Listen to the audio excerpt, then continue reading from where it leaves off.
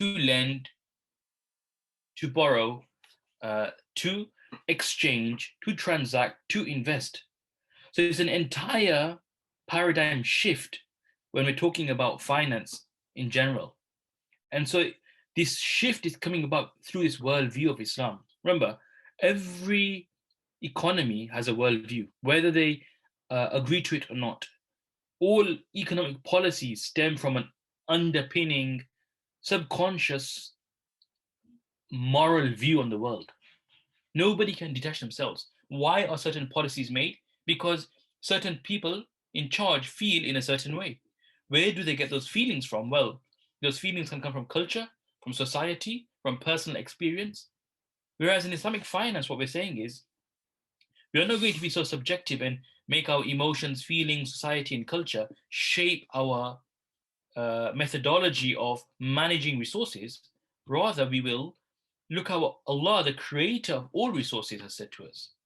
And so our framework and paradigm is objective to that degree where we're saying Allah subhanahu wa ta'ala, the creator of all resources, has given us a guideline, a template to follow, and that's what we work according to. We believe this is the best methodology when it comes to managing resources, and when it comes to investments, when it comes to transactions, when it comes to trading. And so Islamic finance is a complete paradigm shift. It's the solution to contemporary problems we're facing in conventional markets. And I truly believe that it has so many positives, and we see that because of its overlapping with, the SDGs, the Sustainable Development Goals. It overlaps with socially responsible investing, the SRI movement. It overlaps with ESG, environmental, societal, and governance frameworks.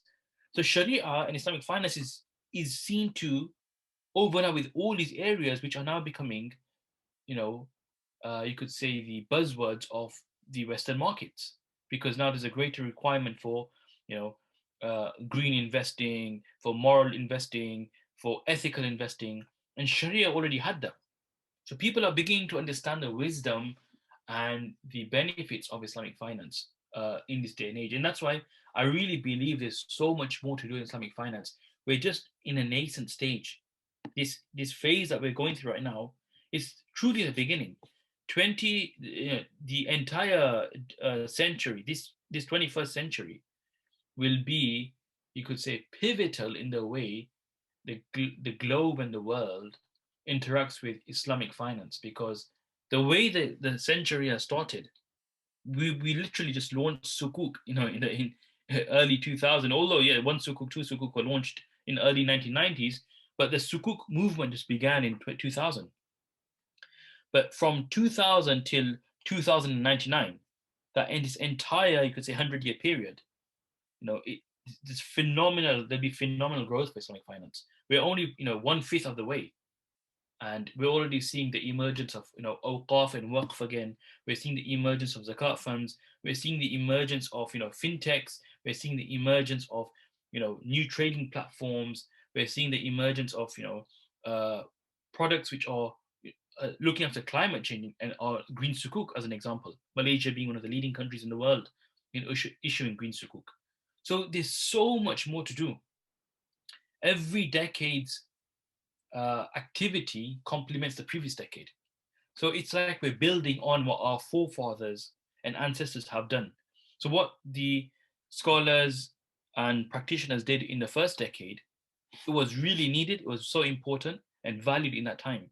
What the second decade did, just as important, valued, and they built upon. And this decade, we're doing the same thing. We're building upon the effort, the knowledge creation, the awareness, the sweat, labor, and you could say perseverance of the practitioners and scholars of the last decade. And this will continuously happen until we will see that Islamic finance, inshallah, one day will be the methodology and the way to finance anything because of its inherent values. So Islamic finance, what is it? If we go further deep down, it's rules based. Right? It's rules. We have particular rules. You can't do certain things. That's why, from an ethical perspective, it's a prescription in almost many areas. where we're told certain things you can do and certain things you can't do. But those rules are not formulated in abstract or formulated without any wisdom. All the rules from a Sharia perspective are underpinned by wisdom. There's a reason. Allah wants to achieve, well, Allah has given this framework to us so we can achieve something in our life. Because the only way humanity, the ultimate goal for humanity is to recognize Allah in this world and to be successful in the hereafter. That's the ultimate goal. Everything should feed into that reality. So even Islamic finance feeds into that reality. Why?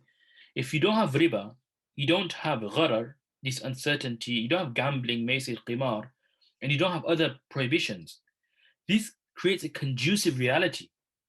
You'll create a society which is harmonious, there's more togetherness, there's a social bond amongst people.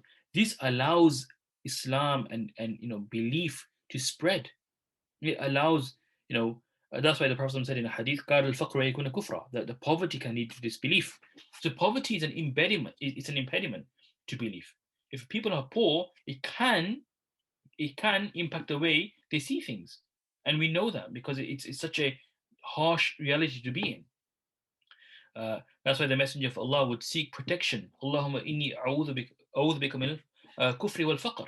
He would seek protection from Allah, in Allah, from poverty. So he would ask Allah that, Allah, I seek your refuge from poverty, because poverty has a nature to overpower, to make somebody succumb to it. And so Islamic finance, on the other hand, and the Sharia framework, its vision is how can the resources be used in such a way where it unlocks all potential in the community, it removes all imbalance in the society, it creates a more equitable community, and thereby they can be more prosperous together, fulfill each other's needs, and then together, collectively, recognize Allah. That's literally Islamic finance. There's nothing more to that. Otherwise, Islam sees the world as a temporal, transient, ephemeral reality. The world is not a place where we live forever. So it wouldn't. Finance is not for the sake of finance. It's really for the sake of Islam. So when we talk about Islamic finance, it's not for the sake of finance, but that finance is carved, it's developed, it's structured to support the growth of Islam. That's what it is. And therefore we believe that this is not just a spiritual exercise, it's really for the good of the people in this world. Because only when people have a good situation in this world can they then focus and be people of value. If Muslims are strong, if we have more resources, we can add more values in the lives of different people. It can be a means of calling other people towards Islam. It can be a means to guide other people. So there are many facets towards Sharia and Islamic finance, but these are definitely some of them. And Islamic finance is not just exclusive for Muslims. Islamic finance is beneficial for everybody, whether you're Muslim or non-Muslim. You can benefit from Islamic finance, and you can really experience the many wisdoms, blessings, benefits, utility of Sharia that exist. So it's not only for Muslims; it's for everybody.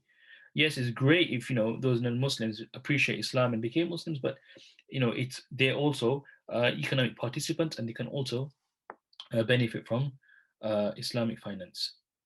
Some of the key principles then when it comes to investing and generally in Islamic finance, that you can't invest in anything and everything.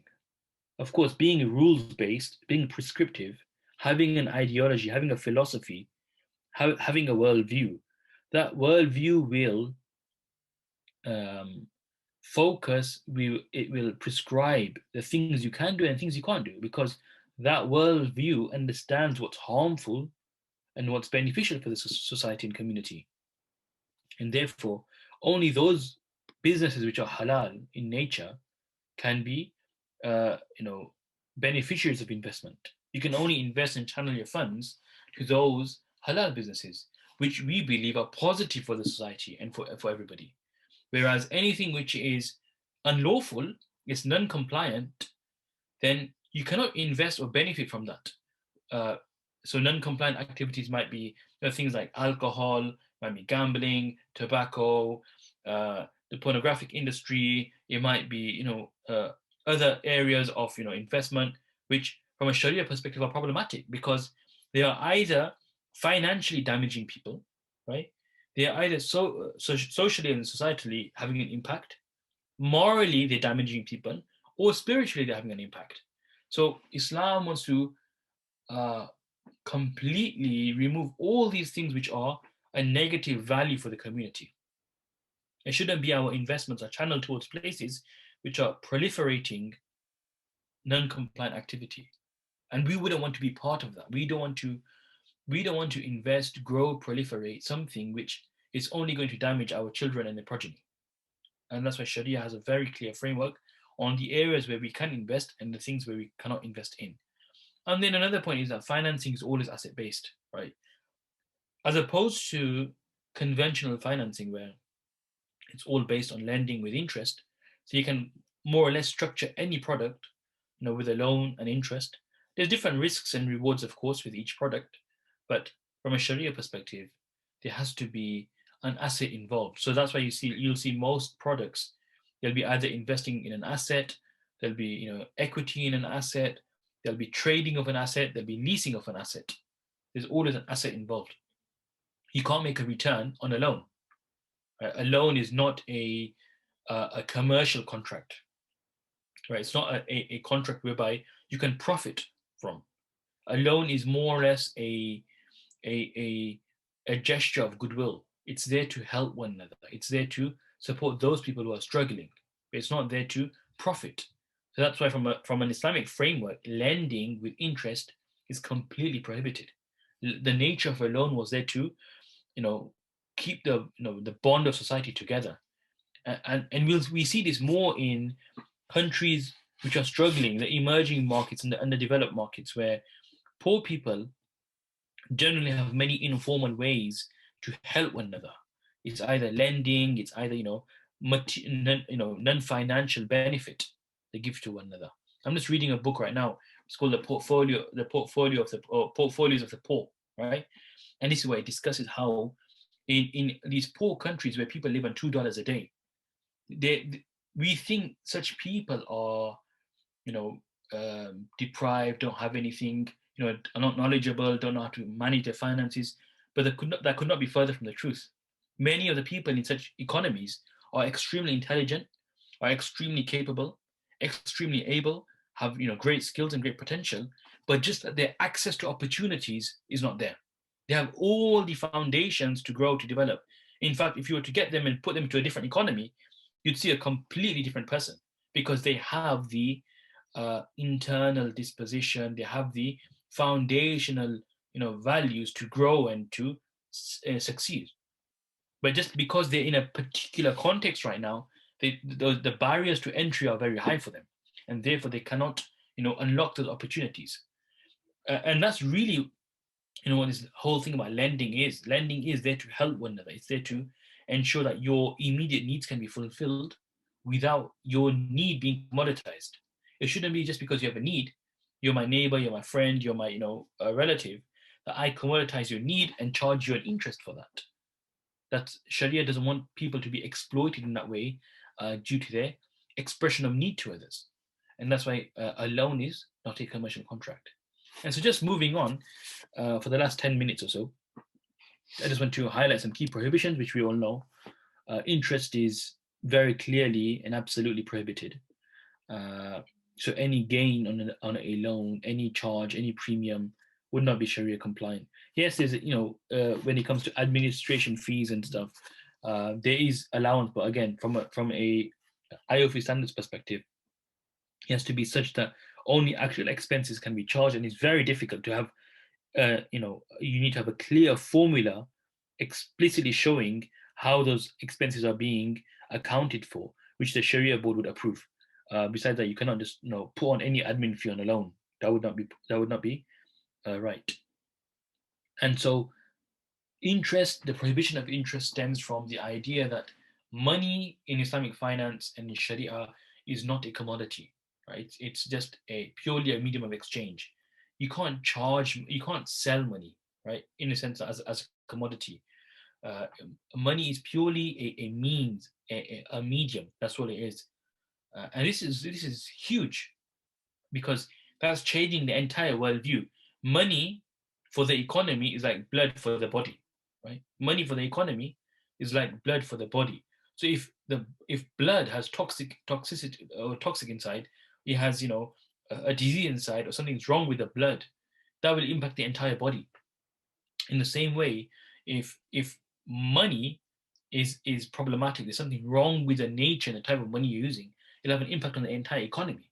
And that's one of the arguments today by many uh, Islamic economists and scholars, that we have a fundamental problem in our monetary system. There's a fundamental problem in the monetary system, the way money is being used, perceived, the way it's being created, the way it's being managed. There's a huge problem there, and that's really resulting in a toxic economy. We're seeing some of the most scariest things are happening globally, in terms of poverty, in terms of inequality, in terms of financial crises, in terms of public debt. These things are like these booms and busts that we're experiencing. It's not a positive, right? It's not a positive. uh, but we're just trying to cope and hang on. It's just like a roller coaster. We're trying to hang on. That's what we're doing. Every time the roller coaster goes high, people scream and hold on. It goes low. People, enjoy the thrill of going back up again. But really, that's not an economy. Is not supposed to be, you know, a casino, and that's what's unfortunately happening. Number two is the second prohibition is this contractual uncertainty, where anything in a contract which is unclear, it's not transparent, it creates contingencies, conditionalities. These things impact a contract. So that's why contemporary insurance is an example. Majority of the scholars are of the view that insurance as an industry and as a transaction is not Sharia compliant because of the contingent outcomes. You don't know what you're paying for, whether you will ever benefit. So one party ends up paying for multiple years, keeps paying premiums, and the other party will never offer or provide any service whatsoever. So such a contract and arrangement is problematic from a Sharia perspective because Sharia sees that both parties, should deliver something. If you're entering into an exchange contract, both parties are obliged to deliver. You can't have one party who's obliged to deliver and the other party it's conditional. It can never be the way because that's not a level playing field between two parties. And then finally, the third prohibition is gambling and zero sum games, where it's all about gaining at the expense and the loss of other people. From a Sharia perspective, you can't do that. We cannot gain. It creates this psyche and this desire that like a vulture kind of personality that you benefit, you gain, you profit, you enjoy the loss of other people. Sharia, remember, from a Sharia perspective, transactions are more than financial exchanges. Transactions are more than financial exchanges. They're exchanges of culture, of society, of morality, of values. And when you are transacting with other people and you're ripping them off, you're gaining from them, it's naturally and immediately creating discord in the hearts of people. You're disconnecting society. Society is being fragmented by such transactions. And imagine transactions are taking place daily in the thousands, in every store, in every shop, in every mall, in every corner of a city. Transactions are taking place. If transactions were riddled with such unlawful activity, gharar, gambling, riba, of course the entire society would fall apart because all these micro, cracks that you're seeing, it would make the entire society crack. So Sharia wants to hold the entire community together, the entire society together, and it does so by prohibiting these fundamental problems which can create fissures and cracks in a community and society. And so just to end off with some, so we talked about what is Islamic finance. We addressed the prohibitions, but then how does it work then in practice, right? How does Islamic finance work in practice? Well, if you're talking about as a case study, savings accounts in Islamic banks, where a normal conventional bank will borrow your money and pay you interest from in an Islamic bank, it's not a loan agreement between yourself and the customer. Rather, the bank takes on the funds and deposits either through an agency contract or through an investment agreement. The deposits are then invested in very low risk activities. You're either buying and selling of metals on the metal exchange, or sometimes the banks use those deposits and funds in the asset side. So the liability side is shifted to the asset side, and the bank will invest in their home purchase plans and then share the profit with customers. So you see straight away the relationship is different. An Islamic bank is not a borrower, and it doesn't lend money. Rather, it's always through agency or investment. That's how an Islamic bank functions. Secondly, mortgages then, if we understood how banks and accounts work and investments work, how about mortgages? Well, mortgages operate in many different ways. Two common structures and products out there are the equity-based products and structures where an Islamic bank, it will share in the equity of the property, and gradually the customer will buy out the bank's share. So it's more like an equity-based arrangement. Alternatively, other countries and jurisdictions have the buy and sell mechanism, which is the bank will buy the property and on sell that property to the customer with a profit on a deferred basis, what's known as murabaha in Islamic finance. So that's another whole structure. And finally, SME financing, which is now growing popular, especially after 2008, the global financial crisis. We saw that the alternative finance industry grew in popularity because banks were no longer lending companies who had a very low turnover and were not seen as profitable. And due to increased regulation, banks decided it's not just valuable for them to focus their efforts on funding small clients and customers. So we saw that banks stopped financing and providing products to your smaller businesses, your SMEs. So this created a whole other boom and opportunity for other players in the market to come and to develop platforms whereby financing can be arranged for such customers. And that's why now we're seeing crowdfunding, we're seeing alternative finance, we're seeing supply chain financing, trade financing. All these different products are emerging because of banks not doing or not being able to or not doing in many cases what they could have done. And so it's created a whole new market known as alternative finance. And this alternative finance is really focusing on SME financing. So you see structures like a commodity murabaha, which is multiple buy and sell contracts. But the net result is it creates liquidity for a customer and it creates a liability for the financer. Right. So in that way, the customer, he receives the funding he needs. Or we were seeing lease to own contracts where an asset is leased to a customer and then it's sold at the end term for a nominal fee. This is what we call an ijara. Right? That's another product in terms of SME. So if an SME has a need towards a particular asset, right? So this enterprise will enter into a lease arrangement with the financer and the investors who will buy the asset. They will lease the asset to the SME, the small to medium enterprise. And at the end, once the ijara is over, they'll generally sell that asset for a nominal fee, or they'll gift it to the business. And thirdly, the most common one is profit sharing ventures, where we see musharaka and mudaraba structures, where there's joint ventures, profit and loss sharing. Very common again in different parts of the world for different kinds of investments, generally for expansion financing, for asset acquisition as well at times. Just depends what it is, but generally a very common one for growth and expansion. So inshallah, that is the end of my presentation. If anybody has any particular questions for me, I'm more than happy to answer them right now. Anybody have any queries?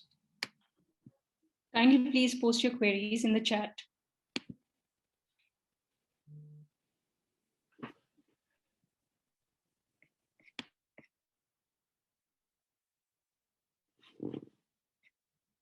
Yeah, maybe not. That's fine. Thank you very much. No, there is one query. Is it a coming IPO of LIC Shariah? I don't know. I've not seen the IPO. I have no knowledge of that. It's about actually life insurance in India. Okay. He's asking whether the IPO of life insurance company is Sharia compliant or not. Okay. I mean, generally life insurance is problematic altogether from a Sharia perspective, but I'm sure the Indian scholars and Sharia scholars will be best placed to answer this.